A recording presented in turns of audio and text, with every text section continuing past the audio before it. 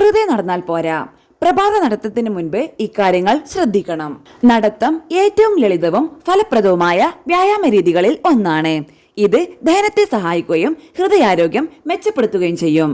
രാവിലെയോ വൈകുന്നേരമോ സൗകര്യപ്രദമായി നടത്തം ശീലിക്കാവുന്നതാണ്. പക്ഷേ നടക്കുന്നതിന് മുൻപ് മലവിസർജനം നടത്താൻ ശീലിക്കുക. അത് ദഹനം മെച്ചപ്പെടുത്താനും കുടലിന്റെ ആരോഗ്യത്തിനും സഹായിക്കുന്നു. മലബന്ധം മൂലം ബുദ്ധിമുട്ടുന്നവരാണ് നിങ്ങളെങ്കിൽ പ്രഭാതത്തിൽ അല്പസമയം നടക്കുന്നത് കുടലിലൂടെ മലം വേഗത്തിൽ നീക്കാൻ സഹായിക്കും. ശാരീരിക പ്രവർത്തനങ്ങൾ വയറുവേദനയും ഗ്യാസും കുറയ്ക്കുകയും വിസർജനം സുഗമമാക്കുകയും ചെയ്യും. നടത്തം വയറിലെയും കുടലിലെയും പെൽവിക് മേഖലയിലെയും പേശികളെ സജീവമാകുന്നു.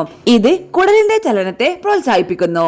ഇത് ദഹന അവയവങ്ങളിലേക്കുള്ള രക്തയോട്ടത്തെ വർദ്ധിപ്പിക്കുകയും മലവിസർജനം എളുപ്പമാക്കുകയും ചെയ്യുന്നു. വയറ് ശൂന്യമാക്കിയതിനു ശേഷം നടക്കുന്നത് കൊണ്ടുള്ള ഗുണങ്ങൾ. ഗ്യാസ് പ്രശ്നങ്ങളോ അസിഡിറ്റിയോ പോലുള്ള അസ്വസ്ഥതകൾ ഉള്ളവരാണെങ്കിൽ മലവിസർജനത്തിന് ശേഷം നടക്കുന്നത് ഗുണപ്രദമാണ്. അതിനുശേഷമുള്ള നടത്തം കൂടുതൽ സുഖകരമാകുന്നു.